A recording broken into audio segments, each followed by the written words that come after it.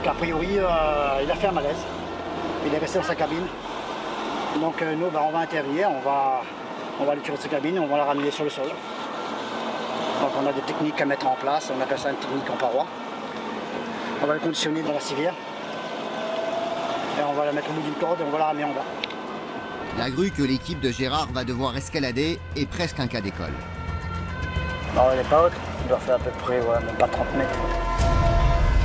Les pompiers de Saint-Pierre, arrivés les premiers, ont déjà pris la victime en charge au sommet de la grue.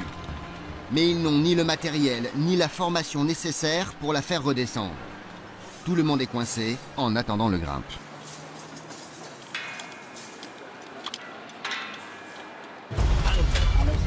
L'ouvrier a fait son malaise sur une plateforme extrêmement étroite. Impossible d'y étendre une civière. Il va falloir faire remonter l'ouvrier d'un étage avant de le conditionner. Voilà, c'est verrouillé, c'est bon. C'est tellement restreint en haut que c'est pas évident. Donc là, pour l'instant, bon, les pompiers sont avec la victime. Donc pour l'instant, il reste là le temps qu'on met le dispositif en place. Ensuite, dès qu'on va récupérer la civière, on va mettre la civière ici, on va mettre la victime à l'intérieur et on va faire la descendre. On appelle ça un sauvetage en paroi. Allez, go, c'est bon. Grâce à leur Odyssée, un treuil thermique puissant qui peut tracter jusqu'à 3 tonnes, le grimpe n'a pas besoin d'emprunter les échelons de la grue. La remontée s'effectue par la voie des airs, plein vide et bien plus rapide.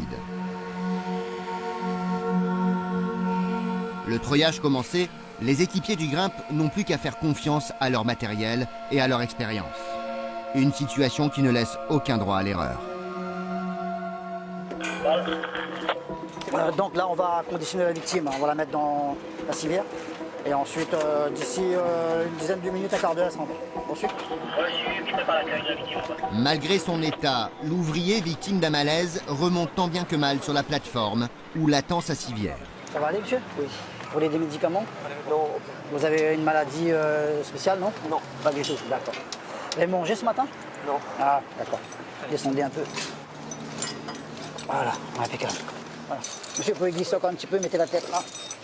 Ça va? Pas trop serré? Vous serez en bas dans quelques instants. Tout le dispositif de Gérard est enfin en place. C'est bon, Christian, de l'autre côté? La partie la plus délicate va se jouer maintenant. Tu avales le mou, Bruno, hein? L'extraction de la victime dans le vide. Nous sommes à plus de 30 mètres de hauteur.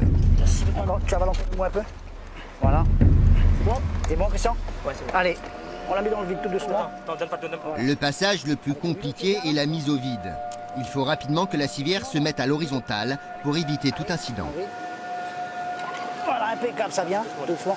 Allez, lâche, ça me donne un peu de mou, Bruno. Attends, non, pas tout de suite. Pas tout de suite, doucement. Allez, là, voilà. Au bout de quelques minutes, l'équipe a réussi à positionner correctement le dispositif. Donc on commence à la descente, tu prends l'antigiratoire en main. Reçu, antigiratoire en main.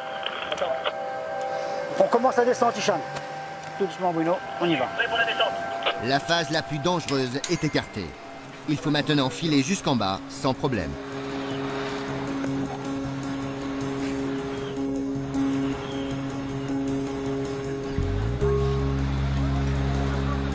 Gérard a de quoi être fier.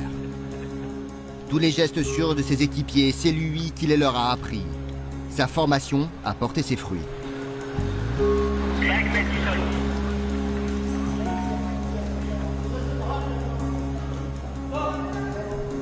C'est magnifique. Civière au sol. Bien reçu, super les gars. Ça y est, la victime est en bas.